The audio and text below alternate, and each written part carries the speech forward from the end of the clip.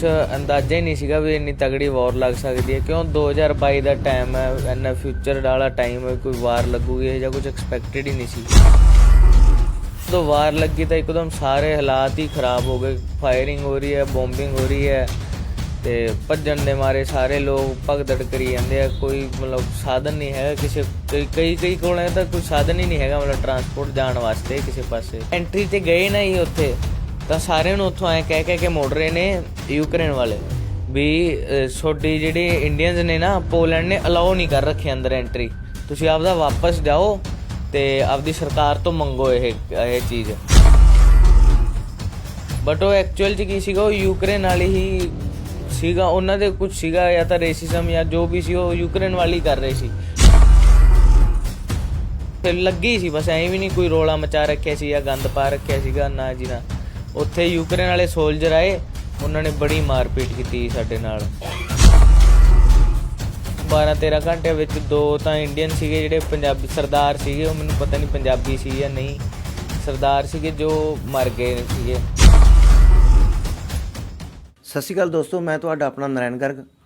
ਅੱਜ ਅਸੀਂ ਸਰਦੂਲਗੜ੍ਹ ਦੇ ਇੱਕ ਪਰਿਵਾਰ ਦੇ ਵਿੱਚ ਬੈਠੇ ਹਾਂ ਜਿੱਥੇ ਖੁਸ਼ੀਆਂ ਦਾ ਮਾਹੌਲ ਚੱਲ ਰਿਹਾ। ਇਹ ਖੁਸ਼ੀਆਂ ਕਿਉਂ ਨੇ? ਕਿਉਂਕਿ ਉਹਨਾਂ ਦਾ ਬੇਟਾ ਯੂਕਰੇਨ ਦੇ ਵਿੱਚੋਂ ਵਾਪਸ ਪਰਤਿਆ, ਜਿੱਥੇ ਕਿ ਮਾਹੌਲ ਤੁਹਾਨੂੰ ਸਾਰਾ ਹੀ ਪਤਾ ਵੀ ਕਿੰਨੇ ਖਤਰਨਾਕ ਹੋ ਚੁੱਕੇ ਨੇ। ਬੱਚਿਆਂ ਨਾਲ ਕੀ ਬੀਤ ਰਹੀਆਂ ਨੇ, ਭੁੱਖੇ ਪਿਆਸੇ ਬੱਚੇ ਕੱਟ ਰਹੇ ਨੇ। ਉਹਨਾਂ ਤੋਂ ਆਪਾਂ ਜਾਣਾਂਗੇ ਅੱਜ ਲਾਈਵ ਸੱਚ ਵੀ ਉੱਥੇ ਕੀ ਉਹਨਾਂ ਨਾਲ ਹੱਡ ਬੀਤੀਆਂ ਹੋਈਆਂ ਅਤੇ ਕੀ ਉਹਨਾਂ ਨੂੰ ਸਰਕਾਰਾਂ ਨੇ ਦਿੱਤਾ, ਕੀ ਸਰਕਾਰਾਂ ਬਾਰੇ ਕਹਿਣਾ ਚਾਹੁੰਦੇ ਨੇ, ਕੀ ਆਪਣੇ ਸਾਥੀਆਂ ਬਾਰੇ ਕਹਿਣਾ ਚਾਹੁੰਦੇ ਨੇ। ਆਪਣੇ ਨਾਲ ਜੁੜੇ ਨੇ ਡਾਕਟਰ PC ਬੈਨੀਵਾਲ ਦੇ ਬੇਟੇ ਅਭੈਜੀਤ। ਆਪਾਂ ਉਹਨਾਂ ਨਾਲ ਆਓ ਗੱਲਬਾਤ ਕਰਦੇ ਹਾਂ। ਸਤਿ ਸ਼੍ਰੀ ਅਕਾਲ। ਸਤਿ ਸ਼੍ਰੀ ਅਕਾਲ ਜੀ, ਤੁਹਾਡਾ ਸਵਾਗਤ ਹੈ ਇੱਥੇ। ਅਤੇ ਤੁਸੀਂ ਵਾਪਸ ਆਏ ਹੋ ਉੱਥੋਂ, ਤਾਂ ਅਸੀਂ ਚਾਹੁੰਦੇ ਹਾਂ ਵੀ ਸਾਰੇ ਆਪਣੇ ਭਾਰਤ ਵਾਸੀਆਂ ਨੂੰ ਜਾਣਕਾਰੀ ਦਿਓ ਵੀ ਉੱਥੋਂ ਦੇ ਕੀ ਮਾਹੌਲ ਸੀ, ਤੁਸੀਂ ਕਿਸ ਤਰ੍ਹਾਂ ਬਚ ਕੇ ਆਏ ਹੋ, ਕੀ ਉੱਥੇ ਡਰਾਵਨਾ ਸੀ, ਕੀ ਗੱਲਬਾਤ ਸੀ, ਕੀ ਬੀਤੀਆਂ ਤੁਹਾਡੇ ਨਾਲ ਉੱਥੇ ਜੀ? ਸ਼ੁਰੂ ਦੇ ਵਿੱਚ ਤਾਂ ਕੁਛ ਮਤਲਬ ਉਹ ਨਹੀਂ ਸੀਗਾ, ਕੁਛ ਅੰਦਾਜ਼ਾ ਹੀ ਨਹੀਂ ਸੀਗਾ ਵੀ ਇੰਨੀ ਤਗੜੀ ਵਾਰ ਲੱਗ ਸਕਦੀ ਹੈ। ਕਿਉਂ 2022 ਦਾ ਟਾਈਮ ਹੈ, ਇੰਨਾ ਫਿਊਚਰ ਵਾਲਾ ਟਾਈਮ ਹੈ, ਕੋਈ ਵਾਰ ਲੱਗੂਗੀ ਇਹ ਜਾਂ ਕੁਝ ਐਕਸਪੈਕਟਡ ਹੀ ਨਹੀਂ ਸੀ। ਪਰ ਉਹ ਇੱਕੋਦਮ ਜਦੋਂ ਵਾਰ ਲੱਗੀ ਤਾਂ ਇੱਕੋਦਮ ਸਾਰੇ ਹਾਲਾਤ ਹੀ ਖਰਾਬ ਹੋ ਗਏ। ਫਾਇਰਿੰਗ ਹੋ ਰਹੀ ਹੈ, ਬੋਮਬਿੰਗ ਹੋ ਰਹੀ ਹੈ ਅਤੇ ਭੱਜਣ ਦੇ ਮਾਰੇ ਸਾਰੇ ਲੋਕ ਭਗਦੜ ਕਰੀ ਜਾਂਦੇ ਆ। ਕੋਈ ਮਤਲਬ ਸਾਧਨ ਨਹੀਂ ਹੈਗਾ ਕਿਸੇ ਕਈ ਕੋਲ ਤਾਂ ਕੋਈ ਸਾਧਨ ਹੀ ਨਹੀਂ ਹੈਗਾ ਮਤਲਬ ਟਰਾਂਸਪੋਰਟ ਜਾਣ ਵਾਸਤੇ ਕਿਸੇ ਪਾਸੇ। ਪਰ ਅਸੀਂ ਜਿਵੇਂ ਟਰਨੋਪਿਲ ਸ਼ਹਿਰ 'ਚ ਸੀਗੇ, ਸੋ ਉੱਥੋਂ ਸਾਨੂੰ ਕੈਬ ਮਿਲ ਗਈ ਸੀ। ਉੱਥੋਂ ਅਸੀਂ ਫਿਰ 250 ਕਿਲੋਮੀਟਰ ਕੈਬ 'ਤੇ ਗਏ। ਬਾਅਦ ਦੇ ਵਿੱਚ ਉੱਥੇ ਪੋਲੈਂਡ ਦੇ ਜਿਹੜਾ ਸ਼ੈਨੀਮੈਦਿਸਕ ਬੋਰਡਰ ਹੈ ਉੱਥੇ ਪਹੁੰਚੇ ਤਾਂ ਉੱਥੇ 50 ਕਿਲੋਮੀਟਰ ਲੰਮੀ ਲਾਈਨ ਲੱਗੀ ਪਈ ਸੀਗੀ ਗੱਡੀਆਂ ਦੀ। ਅਤੇ ਉੱਥੋਂ ਸਾਰੇ ਲੋਕ ਆਪਦੀਆਂ ਗੱਡੀਆਂ ਛੱਡ ਕੇ, ਸਾਧਨ ਲਗੇਜ ਵਗੈਰਾ ਸਮਾਨ ਸਾਰਾ ਛੱਡ ਕੇ, ਬੈਗ ਪਾ ਕੇ, ਇੱਕ ਝੋਲਾ ਉਹ ਪਾ ਕੇ ਅਤੇ 50 ਕਿਲੋਮੀਟਰ ਤੁਰ ਕੇ ਜਾਈ ਜਾਂਦੇ ਆ। ਫਿਰ ਉੱਥੋਂ ਹੀ ਤੁਰ ਕੇ ਅਸੀਂ ਪਹਿਲੇ ਚੈੱਕ ਪੋਸਟ 'ਤੇ ਪਹੁੰਚੇ ਤਾਂ ਸਾਨੂੰ ਉੱਥੇ ਦੋ ਦਿਨ ਅਤੇ 2 ਰਾਤ ਲੱਗ ਗਈਆਂ ਜੀ ਉੱਥੇ। ਫਿਰ ਸਾਨੂੰ ਕਿਤੇ ਆ ਕੇ ਤੀਜੇ ਦਿਨ ਦੀ ਸੁਬਾਹ 6 ਵਜੇ 5-6 ਵੱਜ ਗਏ ਹੋਣਗੇ, ਉਦੋਂ ਸਾਨੂੰ ਆ ਕੇ ਕਿਸੇ ਇੰਡੀਅਨ ਅੰਬੈਸੀ ਦੇ ਬੰਦੇ ਨੇ ਉੱਥੋਂ ਸਾਨੂੰ ਕਢਵਾਏ। ਫਿਰ ਉੱਥੋਂ ਪਹਿਲਾਂ ਤਾਂ ਕੁੜੀਆਂ ਟਪਾਤੀਆਂ ਜੀ ਸਾਰੀਆਂ, ਕਿਉਂਕਿ ਉਹਨਾਂ ਨੂੰ ਪਹਿਲੀ ਪ੍ਰਾਇਓਰਟੀ ਦਿੱਤੀ ਸੀ। ਨਾਲੇ ਤਾਂ ਯੂਕਰੇਨ ਵਾਲੇ ਸੋਲਜਰਾਂ ਨੇ ਵੀ ਉਹਨਾਂ ਨੂੰ ਪਹਿਲੀ ਪ੍ਰਾਇਓਰਟੀ ਦਿੱਤੀ ਆਪਣੇ ਅੰਬੈਸੀ ਵਾਲਿਆਂ ਨੇ, ਅਤੇ ਅਸੀਂ ਵੀ ਸਾਡੀ ਵੀ ਇਹੀ ਕੋਸ਼ਿਸ਼ ਰਹੀ ਸੀ ਵੀ ਕੁੜੀਆਂ ਨੂੰ ਕਿਵੇਂ ਨਾ ਕਿਵੇਂ ਕਰਕੇ ਪਹਿਲਾਂ ਕੱਢੀਏ। ਅਤੇ ਫਿਰ ਅਸੀਂ ਹੌਲੀ ਕਰਕੇ ਪਿੱਛੇ ਮੁੰਡੇ ਸੀਗੇ। ਫਿਰ ਸਾਨੂੰ ਉੱਥੇ ਦੂਜੇ ਚੈੱਕ ਪੁਆਇੰਟ 'ਤੇ ਲੈ ਗਈ। ਉੱਥੇ ਅਸੀਂ ਗਏ ਤਾਂ ਉੱਥੇ ਐਂਟਰੀ ਵੇਲੇ ਅਸੀਂ ਖੜ੍ਹੇ ਰਹੇ 2 ਲਾਈਨਾਂ ਬਣਾ ਕੇ, ਪੂਰੇ ਡਿਸਿਪਲਿਨ 'ਚ ਖੜ੍ਹੇ ਰਹੇ ਜੀ। ਇੰਡੀਅਨ ਇਕੱਲੇ, ਬਾਕੀ ਹੋਰ ਵੀ ਸੀਗੇ, ਹੋਰ ਵੀ ਕੰਟਰੀ ਦੇ ਸੀ, ਲੇਕਿਨ ਅਸੀਂ ਆਪਦੀ ਗੱਲ ਕਰ ਰਹੇ ਹਾਂ। ਤਾਂ ਉੱਥੇ 2 ਲਾਈਨਾਂ ਬਣਾ ਕੇ ਐਂ ਲਾਈਨ 'ਚ ਲੱਗੇ ਹੋਏ ਸੀ, ਆਪਦੀ ਐਂਟਰੀ ਦੀ ਵੇਟ ਕਰ ਰਹੇ ਸੀ। ਅਤੇ ਐਂਟਰੀ 'ਤੇ ਗਏ ਨਾ ਜੀ ਉੱਥੇ ਤਾਂ ਸਾਰਿਆਂ ਨੂੰ ਉੱਥੋਂ ਐਂ ਕਹਿ ਕੇ ਮੋੜ ਰਹੇ ਨੇ ਯੂਕਰੇਨ ਵਾਲੇ ਵੀ ਤੁਹਾਡੀ ਜਿਹੜੀ ਇੰਡੀਅਨਸ ਨੇ ਨਾ ਪੋਲੈਂਡ ਨੇ ਅਲਾਓ ਨਹੀਂ ਕਰ ਰੱਖੀ ਅੰਦਰ ਐਂਟਰੀ, ਤੁਸੀਂ ਆਪਦਾ ਵਾਪਸ ਜਾਓ ਅਤੇ ਆਪਦੀ ਸਰਕਾਰ ਤੋਂ ਮੰਗੋ ਇਹ ਚੀਜ਼। ਫਿਰ ਉਹ ਮੈਂ ਵੀਡੀਓ ਵੀ ਬਣਾਈ ਸੀ, ਉਹ ਸੋਸ਼ਲ ਮੀਡੀਆ 'ਤੇ ਪਾਈ ਸੀ ਤਾਂ ਕਿ ਕੁਛ ਕਰ ਸਕੇ। ਬਟ ਉਹ ਐਕਚੁਅਲ 'ਚ ਕੀ ਸੀਗਾ, ਉਹ ਯੂਕਰੇਨ ਵਾਲੀ ਹੀ ਸੀਗਾ। ਉਹਨਾਂ ਦੇ ਕੁਛ ਸੀਗਾ ਜਾਂ ਤਾਂ ਰੇਸਿਜ਼ਮ ਜਾਂ ਜੋ ਵੀ ਸੀ ਉਹ ਯੂਕਰੇਨ ਵਾਲੀ ਕਰ ਰਹੇ ਸੀ, ਕਿਉਂਕਿ ਬਹੁਤ 2-3 ਦਿਨਾਂ ਦੀ ਨਿਊਜ਼ ਚੱਲ ਰਹੀ ਸੀ ਵੀ ਪੋਲੈਂਡ ਨੇ ਅਲਾਓ ਕਰ ਰੱਖਿਆ, ਅਤੇ ਉਹ ਕਰ ਵੀ ਰੱਖਿਆ ਸੀਗਾ। ਫਿਰ ਉਸੇ ਰਾਤ ਅੰਬੈਸੀ ਨੇ ਕੁਛ ਕੀਤਾ ਹੀ, ਉਹ ਪਤਾ ਨਹੀਂ ਬੈਕਗਰਾਊਂਡ 'ਚ ਹੀ ਹੋਇਆ ਜੋ ਵੀ ਹੋਇਆ। ਫਿਰ ਉਹ ਸਾਨੂੰ ਲਾਈਨਾਂ 'ਚ ਲਗਾਇਆ, ਫਿਰ ਉਹ ਸਾਰਾ ਕੁਛ ਐਂ ਕੀਤਾ। ਅਤੇ ਜਿਵੇਂ ਤੁਹਾਨੂੰ ਦੱਸਿਆ ਸੀ ਵੀ ਲਾਈਨਾਂ 'ਚ ਲੱਗੇ ਹੋਏ ਸੀ, ਤਾਂ ਮਤਲਬ ਹੁਣ ਜਾ ਨਹੀਂ ਰਹੇ ਸੀ ਅਸੀਂ, ਉੱਥੇ ਲੱਗੀ ਸੀ ਬਸ, ਐਂ ਵੀ ਨਹੀਂ ਕੋਈ ਰੋਲਾ ਮਚਾ ਰੱਖਿਆ ਸੀ ਜਾਂ ਗੰਦ ਪਾ ਰੱਖਿਆ ਸੀਗਾ, ਨਾ ਜੀ ਨਾ। ਉੱਥੇ ਯੂਕਰੇਨ ਵਾਲੇ ਸੋਲਜਰ ਆਏ, ਉਹਨਾਂ ਨੇ ਬੜੀ ਮਾਰਪੀਟ ਕੀਤੀ ਸਾਡੇ ਨਾਲ। ਹਾਂਜੀ ਹਾਂਜੀ, ਕੁੱਟ ਕੀਤੀ ਸੀ।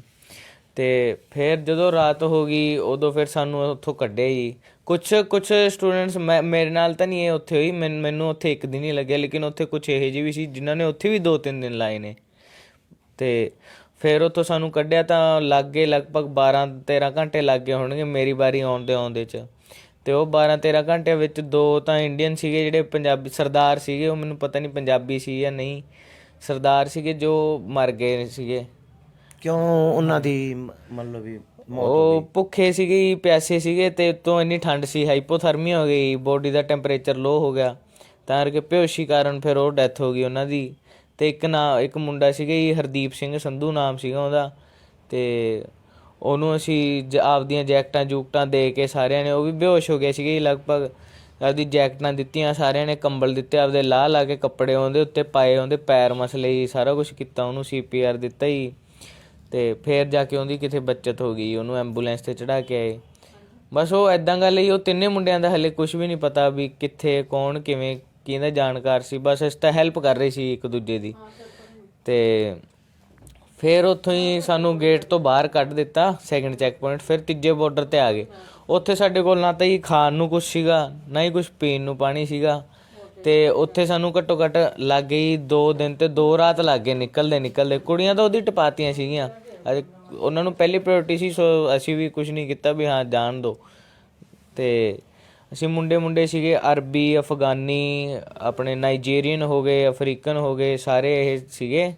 ਅਤੇ ਅਸੀਂ ਠੰਡ ਤੋਂ ਬਚਣ ਵਾਸਤੇ -7 ਜਾਂ 8 ਡਿਗਰੀ ਹੋਊਗਾ, ਅਤੇ ਰਾਤ ਨੂੰ ਮਾਈਨਸ ਮੈਨੂੰ ਲੱਗਦਾ 10 ਤੋਂ ਉੱਪਰ ਹੀ ਜਾਂਦਾ ਹੋਊਗਾ। ਤਾਂ ਠੰਡ ਤੋਂ ਬਚਣ ਵਾਸਤੇ ਇੱਕ ਦੂਜੇ ਨਾਲ ਐਂ ਚਿਪ ਕੇ ਰਹਿੰਦੇ ਸੀਗੇ ਜੀ। ਅਤੇ ਬੈਠਣ 'ਤੇ ਸੌਣ ਦਾ ਤਾਂ ਮੌਕਾ ਹੀ ਨਹੀਂ ਸੀਗਾ। ਜਿਹੜਾ ਬੰਦਾ ਬਹਿ ਗਿਆ ਉਹਦੇ ਉੱਤੇ ਧੱਕਾ ਮੁੱਕੀ 'ਚ ਚੜ੍ਹ ਗਿਆ ਤਾਂ ਹੱਡੀ ਹੁੱਡੀ ਟੁੱਟ ਜੇ, ਕੁਛ ਪਤਾ ਨਹੀਂ। ਸੋ ਬੈਠਣ ਦੇ ਐਂ ਲੇਟਣ ਲੁੱਟਣ ਦਾ ਤਾਂ ਮੌਕਾ ਹੀ ਨਹੀਂ ਸੀ। ਖੜ੍ਹੇ ਸੀ ਸਾਰੇ ਦਿਨ, ਸਾਰੇ ਰਾਤ, 100 ਘੰਟੇ ਹੋ ਗਏ ਸਾਰਿਆਂ ਨੂੰ, ਨਾ ਸੁੱਤੇ, ਨਾ ਖਾਧਾ, ਨਾ ਪੀਤਾ। ਉੱਥੇ ਸੁਬਾਹ ਕੋਈ ਬਰਫ਼ ਲੱਗ ਜਾਂਦੀ ਸੀਗੀ, ਸਾਫ਼ ਜੀ ਜੰਮ ਜਾਂਦੀ ਸੀ ਪੇੜਾਂ ਦੇ ਸਾਰੇ, ਉਹ ਅਸੀਂ ਚੱਕ ਕੇ ਖਾ ਲੈਂਦੇ। ਉਹੀ ਪਾਣੀ ਸੀ, ਉਹੀ ਰੋਟੀ ਸੀ। ਬਰਫ਼ ਦੀ ਰੋਟੀ, ਬਰਫ਼ ਦੀ ਪਾਣੀ। ਹਾਂ, ਬਰਫ਼ ਦੀ ਰੋਟੀ, ਬਰਫ਼ ਦੀ ਪਾਣੀ। ਅਤੇ ਫਿਰ ਉੱਥੋਂ ਜਦੋਂ ਐਗਜ਼ਿਟ ਸਟੈਂਪ ਲੱਗੀ, ਫਿਰ ਅੱਗੇ ਅਸੀਂ ਗਏ। ਉੱਥੇ ਪੋਲੈਂਡ ਦੀ ਐਂਟਰੀ ਸਟੈਂਪ ਲੱਗੀ। ਉੱਥੇ ਵੀ ਬੜਾ ਸਟਰਗਲ ਸੀਗਾ ਜੀ, ਜਿੱਥੇ ਮਤਲਬ ਕੋਈ ਸੋਲਜਰ ਨਹੀਂ ਸੀ, ਕੋਈ ਕੁਛ ਨਹੀਂ ਸੀ ਨਾ, ਉੱਥੇ ਸਿਰਫ ਅਸੀਂ ਸੀ। ਉੱਥੇ ਵੀ ਬੜਾ ਸਟਰਗਲ ਸੀ, ਕਿਉਂ ਭੀੜ ਹੀ ਇੰਨੀ ਸੀਗੀ, ਇੰਨੀ ਜਨਤਾ ਹੀ ਇੰਨੀ ਸੀ ਵੀ ਉੱਥੇ ਧੱਕਾ ਮੁੱਕੀ ਹੋ ਰਹੀ ਸੀ, ਸਾਹ ਲੈਣ ਨੂੰ ਜਗ੍ਹਾ ਨਹੀਂ ਸੀ। ਫਿਰ ਉੱਥੇ ਜਦੋਂ ਐਂਟਰੀ ਸਟੈਂਪ ਲੱਗੀ ਜੀ, ਫਿਰ ਅੱਗੇ ਜਾ ਕੇ ਉੱਥੇ ਆਪਣੇ ਖਾਲਸਾ ਏਡ ਵਾਲੇ ਸੀਗੇ ਜੀ, ਉਹਨਾਂ ਨੇ ਸਾਰਾ ਕੁਝ ਖਵਾਇਆ ਪਿਆਇਆ, ਸਾਂਭਿਆ। ਅਤੇ ਇੰਡੀਅਨ ਐਮਬੈਸੀ ਦੀ ਬੱਸਿਸ ਜਾ ਰਹੀ ਸੀ, ਲਗਾਤਾਰ ਜਾ ਹੀ ਰਹੀ ਸੀ, ਅਤੇ ਉਹ ਲੈ ਕੇ ਜਾ ਰਹੇ ਸੀ ਹੋਟਲ। ਜਿਹਨੇ ਵਾਰਸਾ ਹੋ ਜਾਣਾ, ਉੱਥੋਂ 250 ਕਿਲੋਮੀਟਰ ਦੂਰ ਹੈ ਜੀ, ਉੱਥੇ ਜਾ ਸਕਦਾ ਹੈ। ਜਿਹਨੇ ਹੋਟਲ ਜਾਣਾ ਉਹ ਹੋਟਲ ਜਾਓ। ਉੱਥੇ ਲੈ ਕੇ ਗਏ, ਮੈਡੀਸਨ ਦਾ ਸਾਰਾ ਕੁਝ 24 ਘੰਟੇ ਮੈਡੀਸਨ ਦਾ ਸੀਗਾ ਉਹਨਾਂ ਕੋਲ। ਡਾਕਟਰ ਸੀਗੇ, ਲੇਡੀ ਡਾਕਟਰ, ਮੇਲ ਡਾਕਟਰ, ਪੋਲੈਂਡ ਦੇ ਜਿਹੜੇ ਸੀਗੇ, ਸਾਰੀ ਸੇਵਾ ਪਾਣੀ ਕਰ ਰਹੇ ਸੀਗੇ, ਖਾਣ ਦਾ ਪੀਣ ਦਾ ਸਭ ਉੱਥੇ ਕੇਅਰ ਕੀਤੀ। ਫਲਾਈਟ ਦਾ ਖਰਚਾ ਵੀ ਉਹਨਾਂ ਨੇ ਇੱਥੇ ਤੱਕ ਦਿੱਤਾ। ਅਤੇ ਜਿਹੜੇ ਇੱਥੇ ਆਉਣ ਤੋਂ ਬਾਵਜੂਦ ਵੀ ਜਿਹੜੇ ਜਿਵੇਂ ਦੂਜੀ ਸਟੇਟ ਦੇ ਨੇ, ਉਹ ਵੀ ਖਰਚਾ ਉਹਨਾਂ ਦੀ ਫਲਾਈਟ ਦਾ ਵੀ, ਡੋਮੈਸਟੀਕੇਟਡ ਫਲਾਈਟ ਦਾ ਵੀ ਖਰਚਾ ਸਰਕਾਰਾਂ ਚੱਕ ਰਹੀਆਂ ਨੇ ਜੀ। ਪੋਲੈਂਡ ਸਰਕਾਰਾਂ ਕਿ ਇੰਡੀਅਨ ਸਰਕਾਰਾਂ? ਇੰਡੀਅਨ ਐਮਬੈਸੀ ਵਾਲਿਆਂ ਨੂੰ, ਉਹਨਾਂ ਦਾ ਬਹੁਤ ਸ਼ੁਕਰਾਨਾ ਜੀ, ਉਹਨਾਂ ਕਰਕੇ ਬਚੇ ਆ। ਜਿਹੜੀ ਤੁਸੀਂ ਇਹ ਤਾਂ ਲਾਈਫ ਆਪਣੀ ਦੱਸੀ ਵੀ ਭੱਜਣ ਤੋਂ ਆਉਣ ਤੱਕ, ਹਾਂਜੀ। ਜਦੋਂ ਤੁਸੀਂ ਹਮਲੇ ਹੋਏ ਆ ਉੱਥੇ ਰਹੇ ਹੋ, ਉਨੇ ਦਿਨਾਂ ਦਾ ਉੱਥੋਂ ਦਾ ਕੀ ਹਾਲ ਰਿਹਾ? ਮੇਰੇ ਦਾ ਹੀ ਟਰਨੋਪਿਲ ਹੈ, ਸੋ ਉਹ ਬਹੁਤ ਹੀ ਵੈਸਟ ਸਾਈਡ 'ਤੇ ਹੈ, ਤਾਂ ਕਰਕੇ ਉਹ ਬਹੁਤ ਹੀ ਸੇਫ ਸੀਗਾ। ਮੇਰੇ ਆਉਣ ਤੋਂ ਬਾਅਦ ਉੱਥੇ ਮੈਂ ਸੁਣਿਆ ਵੀ ਬਾਊਂਡਰੀਜ਼ 'ਤੇ ਜਿਹੜੇ ਮਿਲਟਰੀ ਬੇਸ ਨੇ ਟਰਨੋਪਿਲ ਦੇ, ਉਹ ਸਾਰੇ ਤਬਾਹ ਕਰਤੇ ਸੀਗੇ। ਵੈਸੇ ਜਿੰਨੇ ਤੱਕ ਮੈਂ ਰਿਹਾ ਸੀ ਉੱਥੇ ਸਾਇਰਨ ਵੱਜਦੇ ਸੀ, ਅਸੀਂ ਬੰਕਰ ਦੇ ਵਿੱਚ ਚਲੇ ਜਾਂਦੇ ਸੀ, ਸਾਇਰਨ ਬੰਦ ਹੁੰਦੇ, ਅਸੀਂ ਫਿਰ ਉੱਪਰ ਆ ਕੇ ਆਪਦਾ ਖਾਣਾ ਪੀਣਾ ਰੋਟੀ ਲੈ ਕੇ ਫਿਰ ਚਲੇ ਜਾਂਦੇ।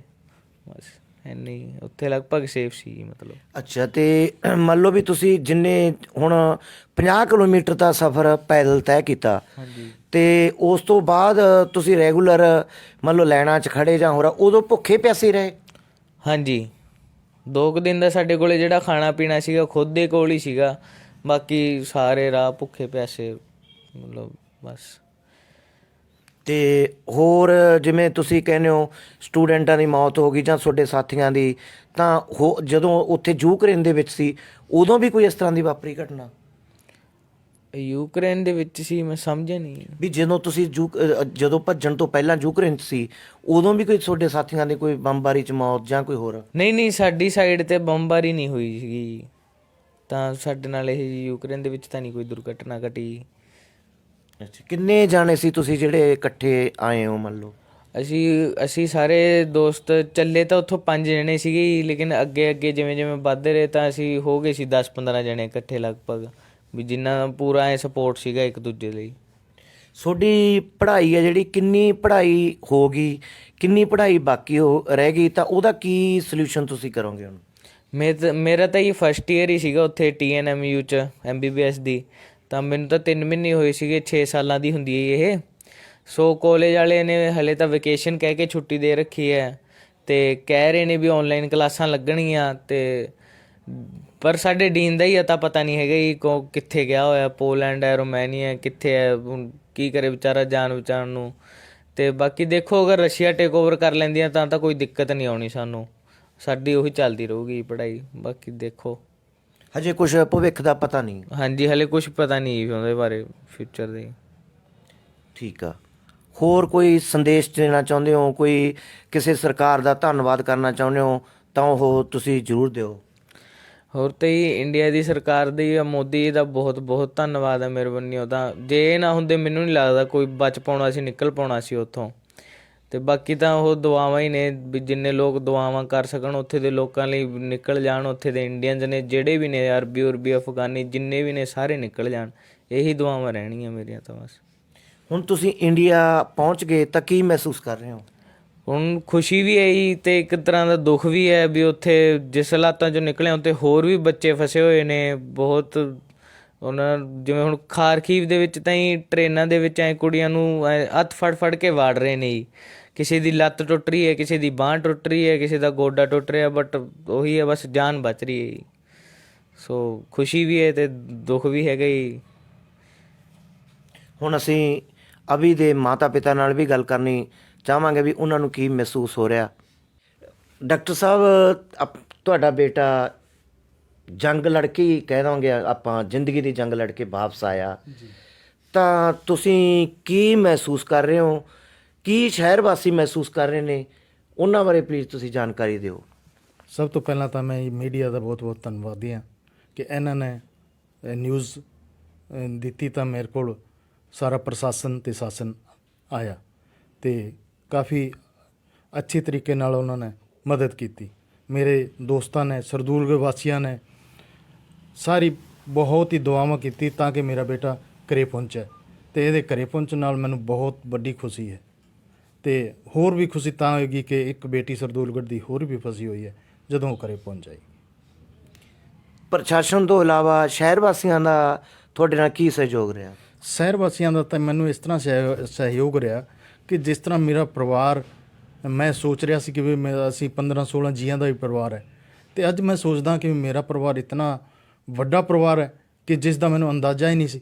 ਇਤਨਾ ਰਿਹਾ ਜੀ ਮੇਰਾ ਸ਼ਹਿਰ ਵਾਸੀਆਂ ਦਾ, ਜਿਨ੍ਹਾਂ ਨੇ ਮੈਨੂੰ ਹਰ ਪੱਖੋਂ ਮਤਲਬ ਮਦਦ ਕਰਨ ਦੀ, ਕਈ ਪੈਸੇ ਦੀ ਵਿੱਚ ਹੀ, ਆਦਮੀ ਦੀ, ਇਨਸਾਨਾਂ ਦੀ, ਸਭ ਮਦਦ ਦੇ ਲਈ ਮੇਰੇ ਕੋਲ ਹਰ ਬੰਦਾ ਆਇਆ। ਅਤੇ ਹੁਣ ਬੱਚੇ ਦੇ ਆਉਣ ਦੇ ਬਾਅਦ ਵੀ ਬਹੁਤ ਮਿਲਣ ਆ ਰਹੇ ਨੇ।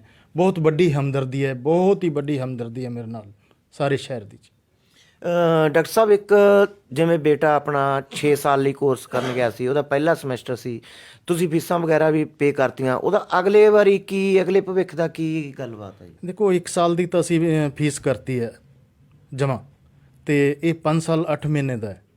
ਭਵਿੱਖ ਦਾ ਤਾਂ ਦੇਖੋ ਜੀ, ਹੁਣ ਭਵਿੱਖ ਦਾ ਤਾਂ ਕੋਈ ਨਹੀਂ ਜਾਣਦਾ ਵੀ ਕੀ ਬਣੂਗਾ।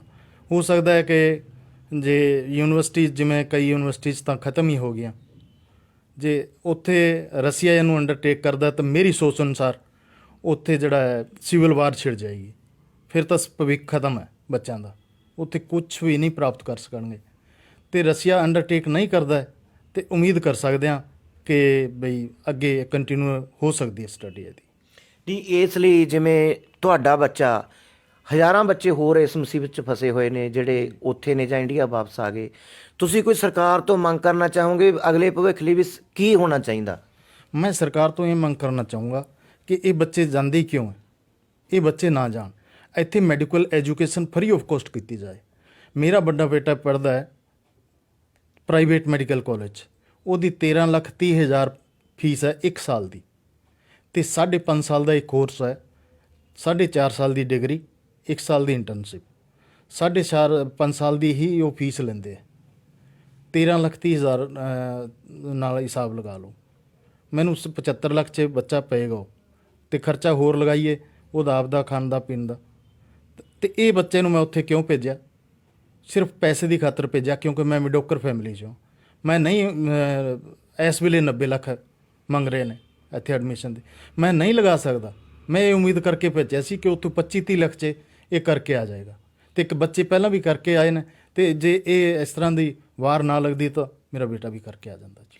ਨਹੀਂ, ਇਹ ਤਾਂ ਹੋ ਗਿਆ ਚਲੋ ਆਪਣਾ ਵੀ ਇੱਥੇ ਖਰਚਾ ਬਹੁਤ ਜ਼ਿਆਦਾ ਆ, ਸਰਕਾਰਾਂ ਦੀਆਂ ਮਤਲਬ ਨੀਤੀਆਂ ਨੇ, ਅਤੇ ਉੱਥੇ ਘੱਟ ਆ। ਗੱਲ ਕਰ ਜਿਵੇਂ ਹੁਣ ਬੱਚਾ ਆਪਣਾ ਵਿੱਚ ਪੜ੍ਹਾਈ ਛੱਡ ਕੇ ਆ ਗਿਆ ਮਜਬੂਰੀ ਕਾਰਨ, ਤਾਂ ਅਗਲੀ ਪੜ੍ਹਾਈ ਲਈ ਸਰਕਾਰ ਨੂੰ ਕੀ ਕਹਿਣਾ ਚਾਹੋਗੇ ਤੁਸੀਂ? ਮੈਂ ਸਰਕਾਰ ਨੂੰ ਇਹ ਕਹਿਣਾ ਚਾਹੂੰਗਾ ਕਿ ਜੋ ਬੱਚੇ ਉੱਥੋਂ ਛੱਡ ਕੇ ਆਏ ਹੈ ਅਤੇ ਅੱਗੇ ਅਗਰ ਉੱਥੇ ਕੰਟੀਨਿਊ ਨਾ ਹੋਈ ਸਟੱਡੀ, ਅਤੇ ਕਿਸੇ ਪ੍ਰਕਾਰ ਕਿਸੇ ਤਰੀਕੇ ਨਾਲ ਇੱਥੇ ਇਹਨਾਂ ਨੂੰ ਐਡਮਿਸ਼ਨ ਦਿੱਤਾ ਜਾਏ, ਅਤੇ ਗੌਰਮੈਂਟ ਜਾਂ ਤਾਂ ਘੱਟ ਤੋਂ ਘੱਟ ਫੀਸ ਦੇ ਵਿੱਚ ਲਵੇ ਜਾਂ ਸਰਕਾਰੀ ਫੀਸ ਦੇ ਉੱਪਰ ਹੀ ਇਹਨਾਂ ਨੂੰ ਐਡਮਿਸ਼ਨ ਦੇ। ਹੁਣ ਆਪਾਂ ਗੱਲ ਕੀਤੀ ਡਾਕਟਰ ਸਾਹਿਬ ਨਾਲ, ਜਿਹੜਾ ਕਿ ਬੱਚੇ ਦੇ ਅਗਲੇ ਭਵਿੱਖ ਦੀਆਂ ਵੀ ਗੱਲਾਂ ਕੀਤੀਆਂ। ਇਹਨਾਂ ਨੇ ਸਰਕਾਰ ਤੋਂ ਮੰਗ ਕੀਤੀ ਆ ਵੀ ਬੱਚੇ ਨੂੰ ਜੇਕਰ ਉੱਥੇ ਰੈਗੂਲਰ ਪੜ੍ਹਾਈ ਨਹੀਂ ਸ਼ੁਰੂ ਹੋ ਸਕਦੀ ਤਾਂ ਸਰਕਾਰ ਸਰਕਾਰੀ ਫੀਸ 'ਤੇ ਇੰਡੀਆ ਦੇ ਵਿੱਚ ਸਾਰੇ ਬੱਚਿਆਂ ਨੂੰ ਉਹ ਡਾਕਟਰੀ ਦੀ ਪੜ੍ਹਾਈ